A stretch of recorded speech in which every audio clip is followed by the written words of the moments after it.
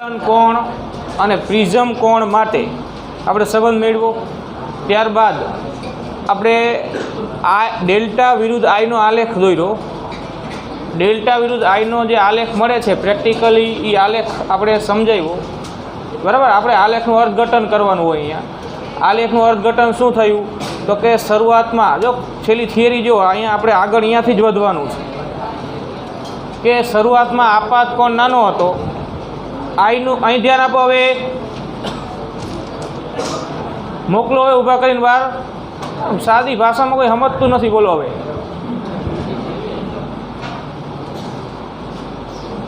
આપાત કોણ આઈનું મૂલ્ય તમે નાનો આપાત કોણ હતો, નાનો આપાત કોણ ત્યારે જો આલેખ જુઓ, કાલ આલેખનો છે એ જુઓ તમે, એના પરથી આપણે અહીંયા આગળ વધવાનું છે।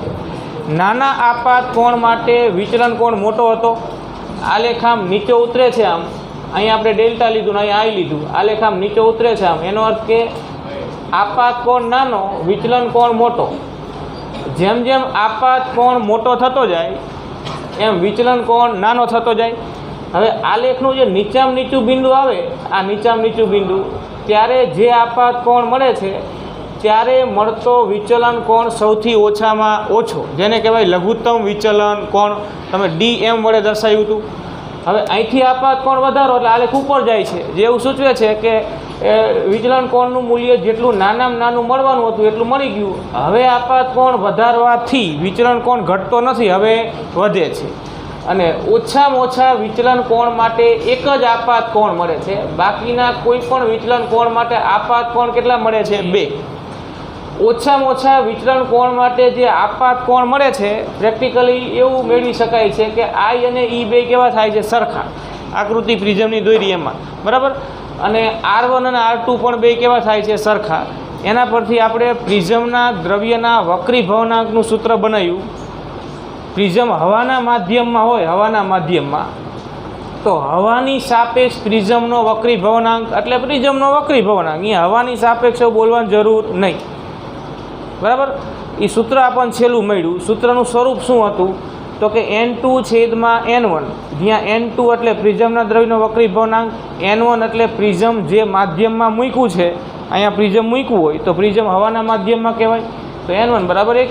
એટલે ટૂંકમાં તો એ N2નું સૂત્ર થયું ને, પ્રિઝમના દ્રવ્યના વક્રી ભવનાંકનું। સૂત્રનું સ્વરૂપ છેલ્લું શું હતું તો કે સાઇન કૌંસમાં DM + A/2 અને NI/sin A/2, આવું સૂત્રનું સ્વરૂપ મળ્યું। હવે એ સૂત્ર પરથી આપણે 2 દાખલાઓ ગણવા સ્વાધ્યાયના અને એક અન્ય સૂત્ર બનાવવાનું છે, બરાબર। અહીંયા સુધી જે વાત થઈ ને અહીંયાથી આગળ હવે આવો એક નાનો પ્રશ્ન થાય કે નાના પ્રિઝમ કોણ માટે લઘુત્તમ વિચલન કોણ અથવા તો નાનો પ્રિઝમ કોણ ધરાવતા પ્રિઝમ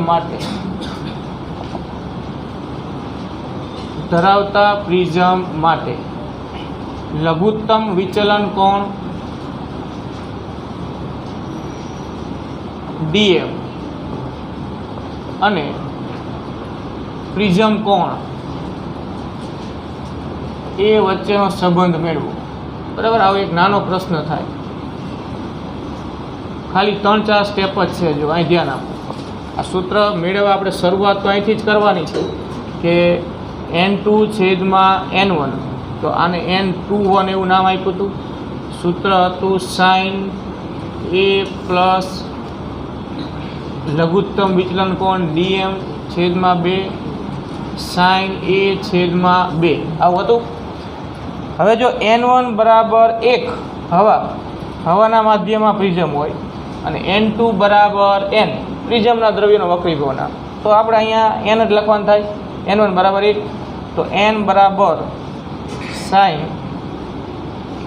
સમજો ને વાતને? પ્રિઝમ કયા માધ્યમમાં છે તો કે હવાના માધ્યમમાં, તો હવાની સાપેક્ષ પ્રિઝમનો વક્રી ભવનાંક એટલે પ્રિઝમનો વક્રી ભવનાંક। N2ની જગ્યાએ N મૂક્યું અને N1ની જગ્યાએ 1, એટલે Nનું સૂત્ર થઈ ગયું પ્રિઝમના દ્રવ્યનો વક્રી ભવનાંક sin A/2, બરાબર। હવે ધ્યાન આપો, જો અહીંયા પ્રશ્નમાં લખ્યું છે કે નાનો પ્રિઝમ કોણ ધરાવતા પ્રિઝમ માટે, પ્રિઝમ કોણ અહીંયા કેવો છે? નાનો છે। આપણે અગાઉ જે પ્રિઝમ લીધો એમાં તો પ્રિઝમ કોણ 60 અંશનો હતો, સમબાજુ પ્રિઝમ લીધો હોય તો. અને આવો કોઈ પ્રિઝમ વિચારો, આકૃતિ આપણે દોરવાનું નથી, ખાલી સમજવા. આ પ્રિઝમ છે, એનો આડછેદ આ રીતે છે. તો આ પ્રિઝમ કોણ અહીંયા 1 અંશ કે 2 અંશ કે 3 અંશ આવો હોય, 5 અંશ સુધી, આ નાનો પ્રિઝમ કોણ કહેવાય.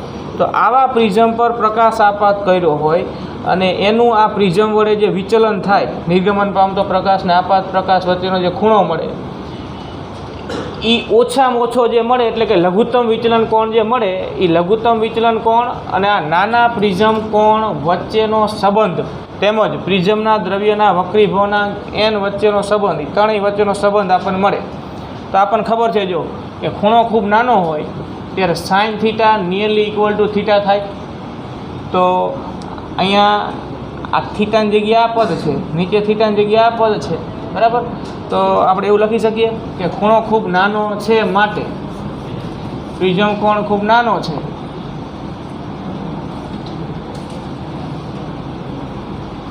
ખૂબ નાનો છે માટે લઘુત્તમ વિચલન કોણ પણ ખૂબ જ કેવો થાય, નાનો થાય, માટે dm નાનો મળે. હવે જો ધ્યાન આપો, નાના પ્રિઝમ કોણ માટે આપણે આ હકીકત વાપરો કે sine theta nearly equal to theta. તો થીટાની જગ્યાએ અંશમાં રહેલા પદમાં આ પદ છે આર્યવા, અને અહીંયા થીટાની જગ્યાએ a/2 છે. જો પ્રિઝમ કોણ નાનો, વિચલન કોણ નાનો, લઘુત્તમ વિચલન કોણ નાનો, એનો અર્થ કે આખું આ પદ ખૂણો ખૂબ નાનો થાય. અહીંયા a નાનો તો આ તો a/2 છે, તો એનું અડધું થાય, બરાબર. એટલે આપણે સાઇન અવગણી શકીએ કે sine theta nearly equal to theta, બરાબર. કારણ આપણે આવું લખાય n બરાબર, અહીંયા સાઇન આ લખવાની જરૂર નહીં, ખાલી આ પદ જ લખવાનું, a પ્લસ dm છેદમાં 2, અને છેદમાં એ સાઇન નહીં લખવાનું, a/2. આ ખૂણા જ છે ને, આ પ્રિઝમ કોણ પ્લસ વિચલન કોણ એનો સરવાળો છેદમાં 2, એટલે આ ખૂણો ખૂબ નાનો, તો sine theta nearly equal to theta. અને આ ખૂણો પણ ખૂબ નાનો, તો sign a/2 nearly equal to a/2. તો આવું થાય જો a પ્લસ dm છેદમાં 2, આને ઉલટાઈને લખો તો a/2 આ 2 કેન્સલ, બરાબર. તો a પ્લસ dm છેદમાં a, n બરાબર, જ્યાં n પ્રિઝમના દ્રવ્યનો વક્રીભવનાંક છે, એને અહીંયા ગુણાકારમાં લઈ લો તો n a આમ ગુણાકારમાં આવે, n a બરાબર a પ્લસ dm, બરાબર. હવે a ને આ બાજુ લઈ જાઓ તો dm ને કરતા બનાવી લખીએ તો dm બરાબર na માઇનસ a, અહીંથી એ કોમન કાઢો તો આવું થાય dm બરાબર a n માઇનસ 1. બસ આ સંબંધ પ્રિઝમ કોણ નાનો હોય ત્યારે, એ નાનો હોય ત્યારે લઘુત્તમ વિચલન કોણ, પ્રિઝમ કોણ a અને પ્રિઝમ હવામાં છે ત્યારે પ્રિઝમના દ્રવ્યના વક્રીભવનાંક વચ્ચેનો સંબંધ થયો. સમજ્યા વાતને? તો લખી રાખો આટલું, બરાબર. સૂત્ર આ છે, આ લખો ઝડપથી.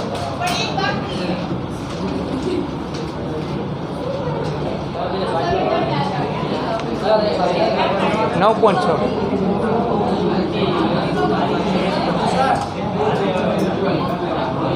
વાતું બંધ રાખો પહેલાં તમે. હવે ખરેખર મારે કહેવું પડશે હો કોઈને ઊભા કરીને.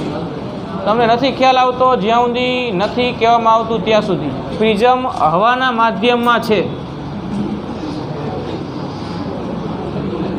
મોટા બંધ રાખજો. હવે હું સૂચના નહીં આપું. પ્રિઝમ હવાના માધ્યમમાં છે એટલે એનો અર્થ એવો થઈ ગયો કે જે આ સૂત્ર આપણે વાપરતા હતા એમાં n1 બરાબર 1 સૂત્ર આ જ વાપરવાનું છે. જો એમાં બે પ્રશ્નો છે. એમાં પહેલું કે પ્રિઝમ હવાના માધ્યમમાં છે, પ્રિઝમ માટે લઘુત્તમ વિચલન કોણ આપ્યો છે dm બરાબર 40 અંશ. પ્રિઝમ કોણ એ આપ્યો છે 60 અંશ. બરાબર, આ સમબાજુ પ્રિઝમ થયો ને 60 અંશ. અને બીજું કે પ્રિઝમ કોણ માટે ઘણી વખત વક્રતાકારક કોણ એવો શબ્દ પણ વપરાય છે. વક્રતાકારક કોણ કે પ્રિઝમ કોણ, વાત હરખી થઈ, એ 60 અંશ છે. બરાબર. અને પ્રશ્ન છે આપણને કર્યો કે આ પ્રિઝમના દ્રવ્યનો વક્રીભવનાંક શોધો. હવાના માધ્યમમાં પ્રિઝમ મૂક્યો છે ને પ્રિઝમના દ્રવ્યનો વક્રીભવનાંક n શોધવો છે. હવાના માધ્યમમાં છે એટલે n1 બરાબર 1 હવા માટે અને n2 બરાબર n. ના 60 અંશ છે. જો નાના પ્રિઝમ કોણ માટે આ સમબાજુ પ્રિઝમ થયો, પ્રિઝમ કોણ 60 અંશ છે એટલે આ મૂકવું પડશે. એટલે n2 ની જગ્યાએ n. વાતું બંધ રાખજો તમે. હવે n2 બરાબર n અને n1 બરાબર 1 આ મૂલ્યો મૂકી દો, એનું ડીએમનું, અને મૂંગા મોઢે કામ કરજો. બરાબર, આગળ વધારો અને n શોધો. n કિંમત મૂકવાની છે, ખાલી કિંમત મૂકીને ખાલી તમારે સાદરૂપ આપવાનું એટલે આ જવાબ મળી જાય.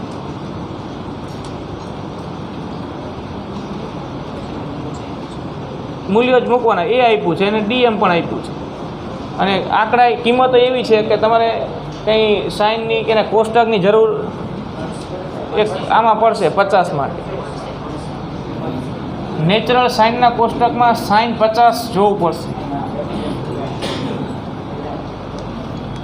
વાતુમાં ના રહેશો. બરાબર, અંતે આપણે આપણું ભણવાનું બગાડીએ છીએ, એમાં થોડું સમજો. અહીંયા તમે આટલો સમય ભણો છો તો એનું કંઈક ઉપજે. બરાબર, એવો પ્રયત્ન કરો. આપણને એવી તો હવે ખબર પડવી જ જોઈએ કે આપણે સાયન્સમાં ભણીએ છીએ અને અત્યારે ભણવાનો સમય છે, ક્લાસ ચાલુ છે. વાતુમાં ને મજાકમાં ને મસ્કરીમાં જ રહો છો એટલે અહીંયા આમાં શું તમે પછી ધ્યાન આપી શકો. જેવા મૂકી દો આમાં સાઇન એ કેટલું છે 60 અંશ, ડીએમ 40/2. સાઇન એની જગ્યાએ લખો 60. કિંમત મૂકવાની છે ને, ખાલી કંઈ જ નથી વાંચજો. તો આ અહીંયા 60 મૂકી દીધું, એની જગ્યાએ ડીએમ 40 મૂક્યા. આ 100 થયા, 100/2 એટલે આ કેટલું થઈ ગયું 50. અને આ સાઇન 30 1/2 થાય. એટલે n બરાબર સાઇન 50/સાઇન 30. સાઇન 50ની કિંમત જો નેચરલ સાઇનના કોષ્ટકમાં 0.7660 ગુણ્યા 2. બરાબર, અહીંયા કદાચ એક આંકડો આગો પાછો મૂકો તો એનાથી કંઈ ફેર પડતો નથી. આ 2 અંશમાં જાય ને, ગુણ્યા 2 કરો એ જવાબ. અને કાચનો પ્રિઝમ હોય એટલે આ જવાબ 1.5ની નિયર મળે. તો આ જવાબ આપણો. બરાબર. હવે એમાં ને એમાં બીજો પ્રશ્ન છે, જો ધ્યાન આપો, પછી તમે જ ગણો. પહેલાં ધ્યાન આપો શું છે કે પ્રિઝમ હવે પાણીમાં છે. પ્રિઝમ પાણીમાં છે. બરાબર, પાણીમાં છે. આકૃતિ દોરવી ફરજિયાત નથી, ખાલી સમજવા માટે. આ પ્રિઝમના દ્રવ્યનો વક્રીભવનાંક n2 આપણે શોધી નાખ્યો 1.53.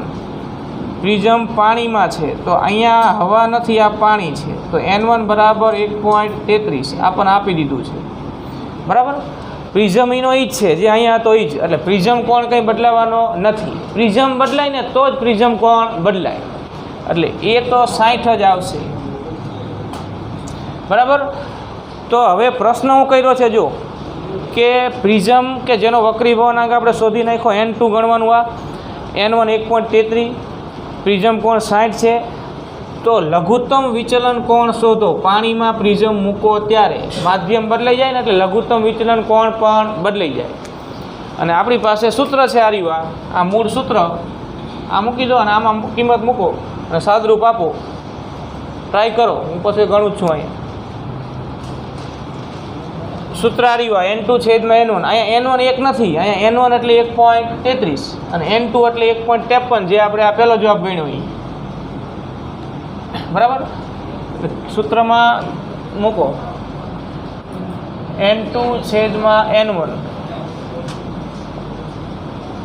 sin a plus dm/2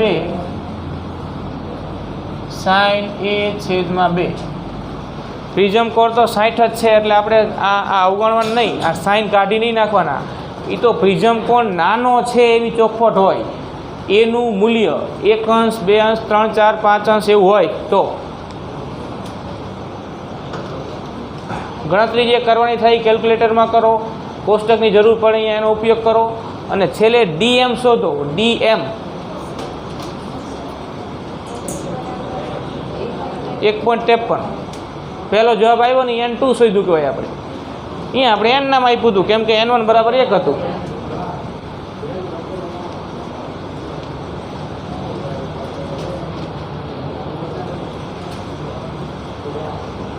ગણો એટલે જવાબ મળે, બરાબર. થોડુંક ધ્યાનમાં આપી.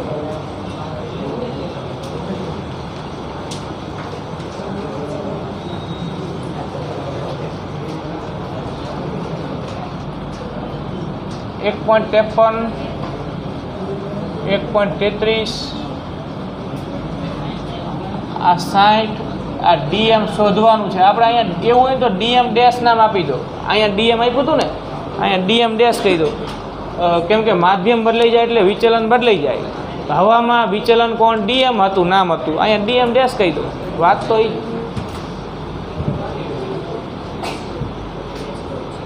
સાઇન એ ન બદલાય, એ તો અહીંયા 60 ને અહીંયા 60. બસ હવે આ થોડું આગળ વધારો, બરાબર. જો પહેલાં તો આ 1.53 ભાગ્યા 1.33 કરો, કેટલા આવ્યા? એક જણા બોલો જોઈએ. 1.15. હવે જો આ અંશનું પદ એમને રાખો, અંશનું પદ એમને એમાં ડીએમ શોધવાનું છે, બરાબર. હજી તો આ એક કલામાં જ છે. અને સાઇન 60/2 સાઇન 30 અને સાઇન 30ની કિંમત 1/2. 1/2 અહીંયા ગુણાકારમાં આવે. 1.15 ગુણ્યા 1/2 બરાબર સાઇન 60 પ્લસ ડીએમ ડેશ છેદમાં 2. 1.15 ગુણ્યા 1/2 એટલે 1.15 ભાગ્યા 2 કરો, 575 બરાબર સાઇન 60 પ્લસ ડીએમ ડેશ છેદમાં 2. જો હવે સાઇન થીટા કાઉન્સવાળું પદને થીટા કહી દઈએ તો સાઇન થીટા બરાબર આટલા, તો થીટા બરાબર કેટલા? નેચરલ સાઇનના કોષ્ટકમાં જો આ આંકડાની નજીક માટે ખૂણો કેટલો છે? 35.1. તો 60 પ્લસ ડીએમ ડેશ છેદમાં 2 બરાબર 35.1 અંશ થાય. 35 અંશ લખો તો એમાં કંઈ ફેર પડશે નહીં. છેલ્લે તો આપણે નજીકના અંશ જ લખવાના છે. સમજા ને વાત? નહીં અહીંયા સુધી બરાબર ને? હવે જો હવે આ 2 અહીંયા ગુણી નાખો એટલે 60 પ્લસ ડીએમ ડેશ બરાબર 35.1 અંશ ગુણ્યા 2 થાય. 35.1 અંશ ગુણ્યા 2 એટલે 70.2 અંશ. 60 પ્લસ ડીએમ ડેશ બરાબર આપણે ડીએમ ડેશ શોધવું છે એટલે 60 ને આ બાજુ લઈ જાઓ તો આ જવાબ મળે આપણને -60 એટલે 10.2 અંશ. બરાબર, નજીકમાં જવાબ લખો તો 10 અંશ. તો આ જવાબ આપણો. અહીંયા લઘુત્તમ વિચલન કોણ 10 અંશ થશે. સમજો આખી વાતને? બરાબર. આવા પ્રશ્નો હોય આમાં, આ સૂત્રો પરથી ધ્યાનમાં રાખવા.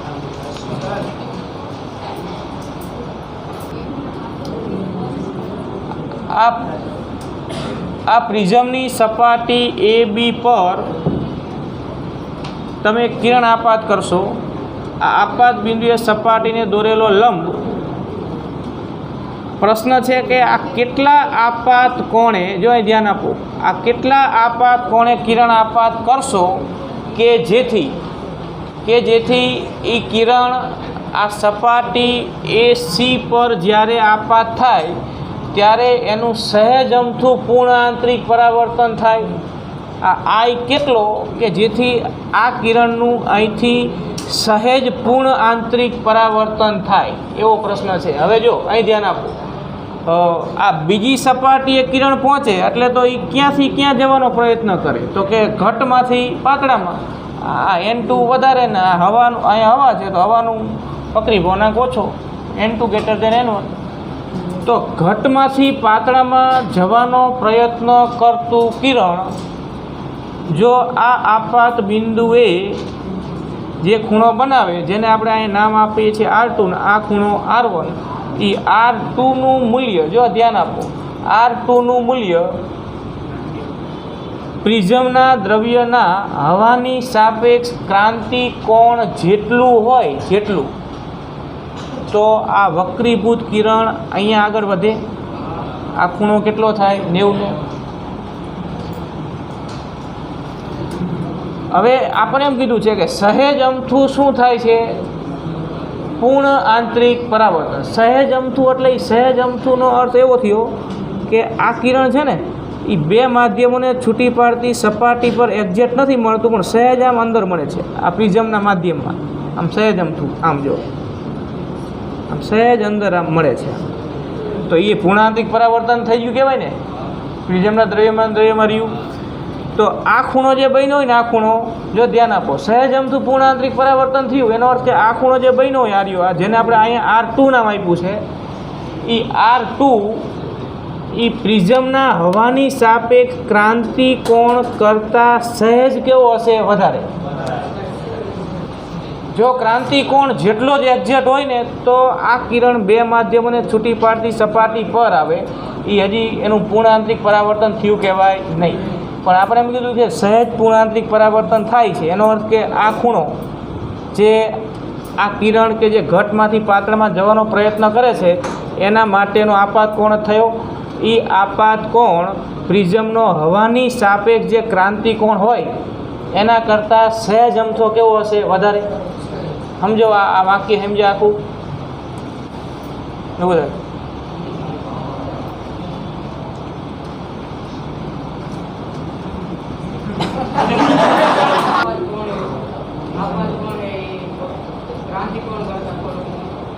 બરાબર ને? તો એ કિરણનું સહેજ અમથું શું થાય?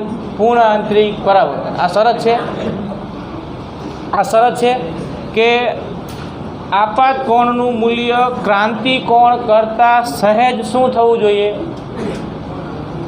સમજો છો શું કહેવા માગે છે?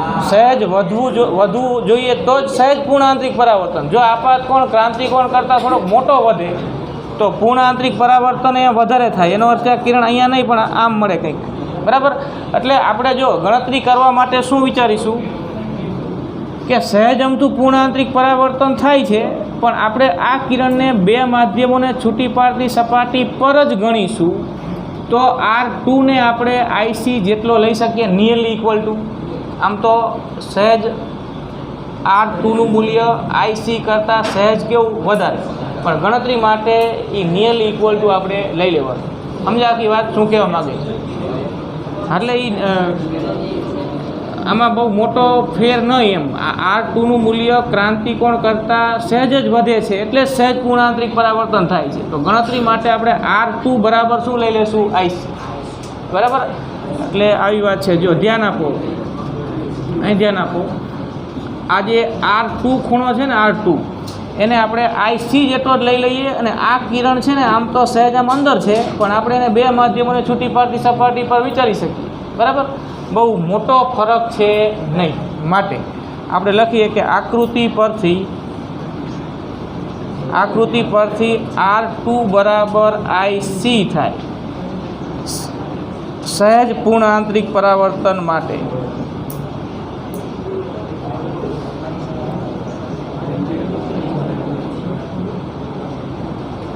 ગણતરી માટે આવું એપ્રોક્સિમેશન લેવું પડે આપણે. બરાબર? R2 IC જેટલો ગણવાનો. હવે જો શોધવાનું આપણે શું છે? I શોધવાનું છે. જો ધ્યાન આપો, I શોધવાનું છે. I શોધવાનું છે. તો હવે કઈ રીતે શોધવું? તો પહેલાં તો જો આપણને N2 આપી દીધું છે, રકમમાં છે. આ N2 ખબર હોય તો આઈસી મળી જાય અને આઈસી જેટલું જ R2 થાય એટલે એટલી ગણતરી પહેલાં આપણે કરીએ. પહેલાં આપણે આઈસી શોધીએ અને આઈસી જેટલું જ R2 લઈ લેશું અને પછી આગળ વાત થાય. જો ધ્યાન આપો, કંઈક નામ આપી દો. આ પી ક્યુ, આ આર અને એસ, બરાબર. આ એક જ ગણી લેવાનું. આમ કિરણ બે માધ્યમને છૂટી પાડતી સપાટી પર. N2 એટલે પ્રિઝમના દ્રવ્યનો વક્રી ભવનાંક આપ્યો છે 1.524, આ આપી છે. અને આને આપણે n કહી દઈએ તોય ચાલે, n બરાબર. n1 બરાબર 1 હવા માટે, અહીં હવા છે. n2 બરાબર n બરાબર 1.524. તો આપણને ક્રાંતિકોણનું સૂત્ર ખબર છે ને. આ પ્રિઝમના દ્રવ્યનો હવાની સાપેક્ષ ક્રાંતિકોણ IC હોય તો આપણે આવું લખી શકીએ, સાઇન IC બરાબર 1/n. આના પરથી IC મળી જાય. જો સાઇન IC બરાબર 1/n, nની જગ્યાએ લખો 1.524, બરાબર. 1 ને આટલા વડે ભાગો, એ સાઇન IC મળે ને એના પરથી IC મળે ક્રાંતિકોણ. આ આંકડો મેળવો અને નેચરલ સાઇનના કોષ્ટકમાં ખૂણો કેટલો આવે એ શોધી નાખો. પહેલાં આટલી ગણતરી કરો. પહેલાં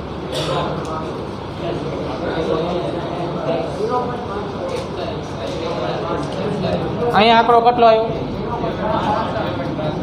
65. હા, 3 આંકડા લખો. હજી એક જ.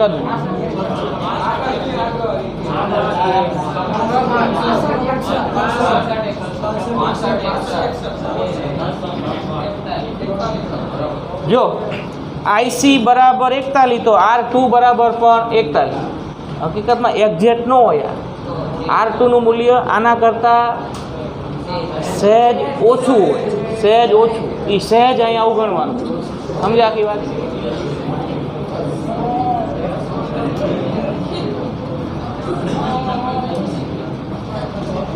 તો હવે R2 મળી ગયું. આપણે શોધવાનું છે I. તો I મેળવવા માટે તમે Q પાસે સ્નેલનો નિયમ વાપરી અને I શોધી શકો, પણ એના માટે R1 હોવું જોઈએ ને પાછું. તો R1 અને R2 નો સંબંધ ખબર છે આપણને. R1 + R2 બરાબર એ આપ્યું છે. એ સમબાજુ પ્રિઝમ છે, 60 આપ્યું છે. એટલે એ સૂત્ર મૂકીને R1 શોધી નાખો. R1 પછી સ્નેલનો નિયમ Q પાસે વાપરવાનો, એટલે આપણો છેલ્લો જવાબ મળશે.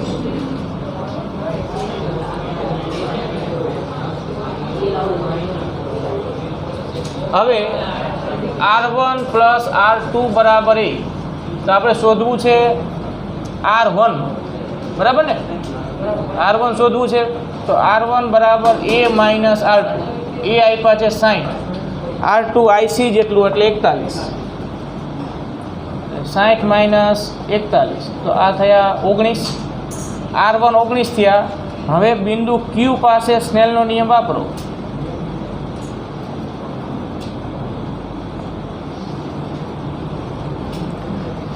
જો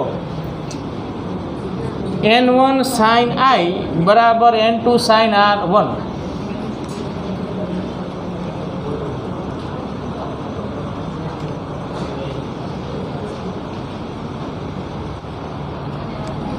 N1 sin I બરાબર N2 sin R1.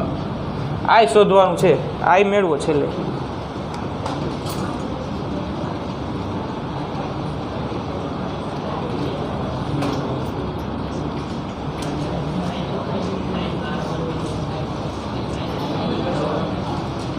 N1 હવા માટે 1, N2 આપ્યું છે.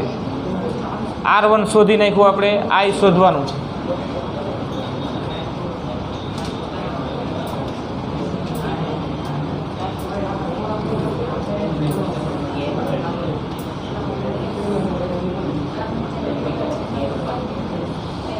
ત્રિશંસ જવાબ આવે છે. ત્રિશંસ, આપાત કોણ ત્રિશંસ.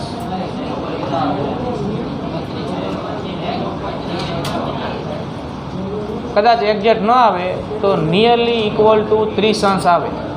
ત્રિશંસ જવાબ લખવાના.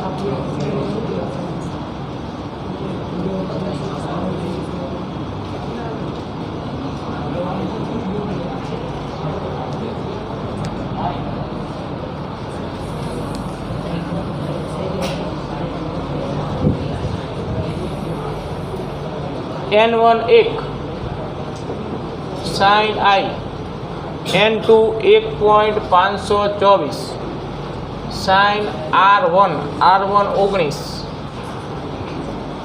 sin 19 ની કિંમત જુઓ.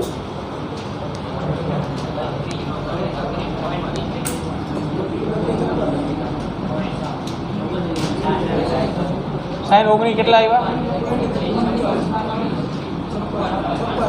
આ ગુણાકાર કરો. 1 પોઈન્ટ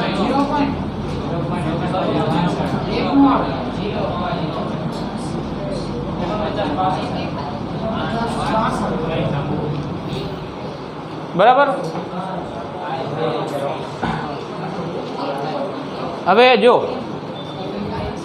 આ sin 19 ની કિંમત 0.3256 મળી, એના ગુણ્યા આટલા કર્યા એટલે 0.4962 મળ્યું. તો આ 0.49 એટલે 0.5 જ કહેવાય ને, nearly equal to sin I બરાબર 0.5. અહીં 9 છે, જો રાઉન્ડ અપ કરીને લખો એટલે 0.5 અને 0.5 એટલે 1/2 અને sin I બરાબર 1/2 તો I બરાબર કેટલા? 30. કોષ્ટકની જરૂર નહીં. અને જુઓ તો એ જ આવે, જો અંદર બરાબર 30 અંશ.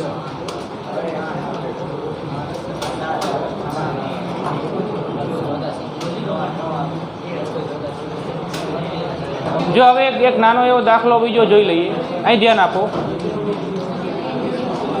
અહીંયા ધ્યાન આપો. હવે સ્વાધ્યાયમાં 9.20 છે. તમને આ રીતે ગોઠવણી સૂચવેલી છે. જો અહીં ધ્યાન આપો 1 મિનિટ. આ લેન્સનો દાખલો છે, બરાબર. એક વસ્તુ છે, આ વસ્તુ, બરાબર. વસ્તુથી એક પડદો, આ વસ્તુથી એક પડદો 90 સેન્ટીમીટર દૂર છે. વસ્તુથી પડદો 90 સેન્ટીમીટર દૂર છે અને પ્રશ્ન શું છે? જો તો કે એકબીજાથી 20 સેન્ટીમીટરના અંતરે આવેલા હોય તેવા બે સ્થાનો આગળ વારાફરતી એક બહિર્ગોળ લેન્સને મૂકતા, એટલે લેન્સ તો એક જ છે, એ લેન્સને આપણે આવા બે સ્થાનોએ મૂકવાના છે. આ પહેલું સ્થાન ને આ બીજું સ્થાન, અને બે સ્થાન વચ્ચે ગેપ કેટલી રાખવાની છે? 20 સેન્ટીમીટર. આ 20 સેન્ટીમીટર. બે સ્થાન વચ્ચે 20 સેન્ટીમીટર ગેપ રાખવાની, કે જેથી આ રીતે મૂકો તો એ પ્રતિબિંબ પડદા પર જ મળે. એટલે ગમે એવા બે સ્થાન નહીં, આ બે સ્થાન એવા કે જે એકબીજાથી 20 સેન્ટીમીટર અંતરે હોય. અહીંયા લેન્સ મૂકો ત્યારે પ્રતિબિંબ પડદા પર મળે, અને અહીંયા મૂકો ત્યારે પડદા પર જ મળે. અને આ રીતે પડદા પર જ પ્રતિબિંબ મળે આ બે સ્થાનો માટે. તો પછી આ x અંતર હોય ને આ વસ્તુથી અહીંયા સુધીનું, તો પછી પડદાથી આ બીજા સ્થાન સુધીનું અંતર એટલું જ હોય, x. આવી વાત છે. તો તમારે એ લેન્સ જે મૂક્યો છે ને એની કેન્દ્ર લંબાઈ શોધવાની છે, લેન્સની કેન્દ્ર લંબાઈ. તો હવે ખાલી ગાઉસનું સૂત્ર જ વાપરવાનું છે. 2 સ્ટેપમાં આપણને જવાબ મળે. જો આ ગોઠવણી સમજ્યા ને તમે? પહેલાં તો કે આ પડદો છે, આ વસ્તુ છે, લેન્સને પહેલાં અહીંયા મૂક્યો, પછી બીજું સ્થાન એવું કે જે અહીંથી કેટલા અંતરે હોય? 20 સેન્ટીમીટર. અહીંયા લેન્સ હોય ત્યારે વસ્તુનું પ્રતિબિંબ પડદા પર મળે, અહીંયા હોય ત્યારે પડદા પર જ મળે. તો પછી આ x હોય તો આ પણ x જ થાય.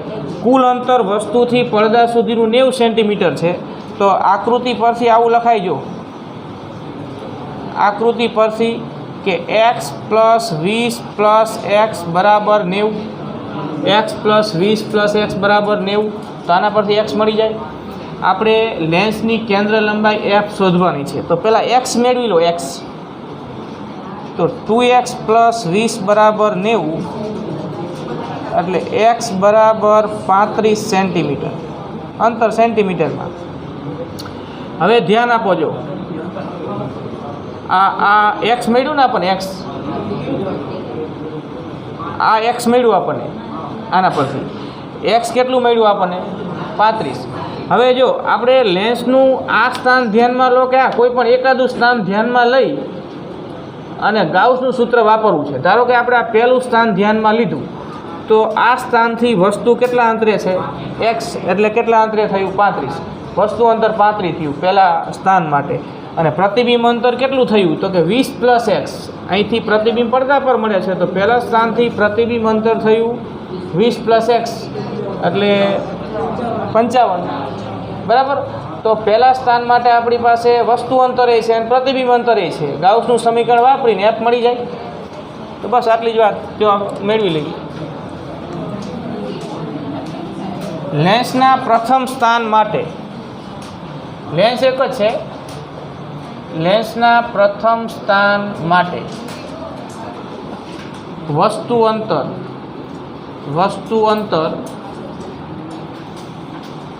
એટલે x જેટલું જ થાય. સંજ્ઞા પદ્ધતિ પ્રમાણે આપાત પ્રકાશની વિરુદ્ધ દિશામાં, આ આપાત પ્રકાશની દિશા થઈ એની વિરુદ્ધ દિશામાં એટલે -35, અને પ્રતિબિંબ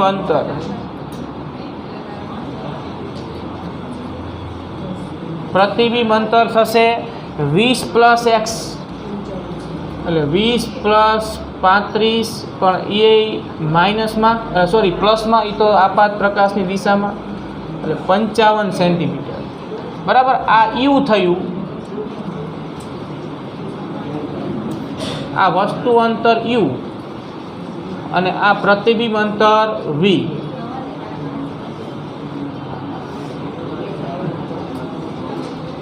બરાબર. હવે ગાઉસનું સમીકરણ 1/f બરાબર 1/v - 1/u લેન્સ છે. બસ આમાં મૂકી દો એટલે f મળી જાય. સંજ્ઞા પદ્ધતિ પ્રમાણે u માઇનસમાં v પ્લસમાં.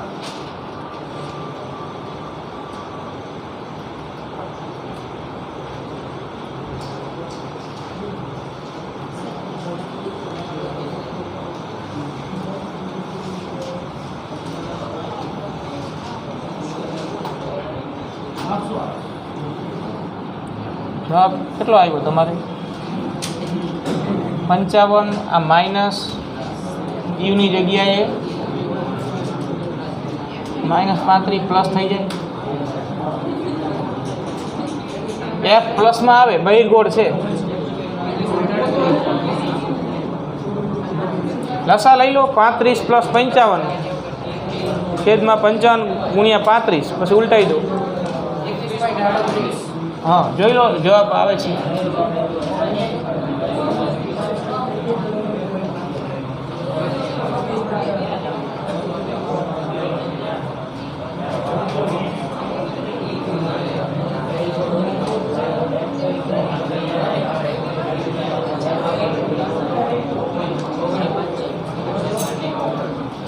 અને છેલ્લો જવાબ